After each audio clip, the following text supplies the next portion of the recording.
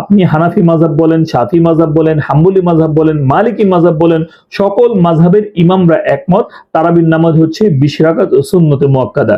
যেমন আপনি যদি হানাফি মাযহাবের প্রসিদ্ধ কিতাব আল মাবসুত দেখেন, সেই জায়গার মধ্যে ইমাম সারাকসি হানাফি মাযহাবের মত উল্লেখ করেছেন। তিনি বলেন ফা ইন্নাহা 20 রাকাতান সিয়াল উইতরি ইনদানা। আমাদের হানাফি মাযহাব মতে বিতরের নামাজ ব্যতীত তারাবির নামাজ হচ্ছে 20 রাকাত। তাছাড়া আপনি ইবনে কুদামা হাম্বলি, যিনি হাম্বলি মাযহাবের বিশাল বড় একজন ইমাম, আল মুগনির প্রথম খণ্ডের 457 নম্বর পৃষ্ঠার মধ্যে উনি বলেন আল মুখতার ইনদা আবি আব্দুল্লাহ ইয়ানি আল ইমাম আহমদ রাহিমাহুল্লাহ ফিহা 20 রাকাতান ওয়া বিহাদা ক্বালা সুরি ওয়া আবু হানিফাতা ওয়া শাফিঈ। তো ইমাম ইবনে কুদামা উনি বলেন আমাদের ইমাম আহমদ ইবনে হাম্বল রাহিমাহুল্লাহর মাযহাব হচ্ছে 20 রাকাত তারাবির নামাজ আদায় করতে হবে।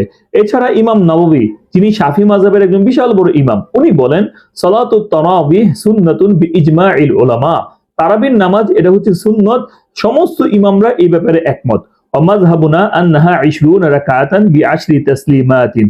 আর আমাদের শাফি মাযহাব মতে 20 রাকাত তারাবির নামাজ 10 সালামে ওয়া তাজুজু মুনফারিদান ও জামাআতান। তবে শাফি মাযহাব বলে যে তারাবির নামাজ একাকীও জায়েজ আছে, আবার জামাতের সহিতও জায়েজ আছে। তাহলে এই জায়গার মধ্যে আমরা চারো মাযহাব দেখলাম যে প্রত্যেক মাযহাবের ইমামরা তারা বলছেন যে তারাবির নামাজ হচ্ছে 20 রাকাত।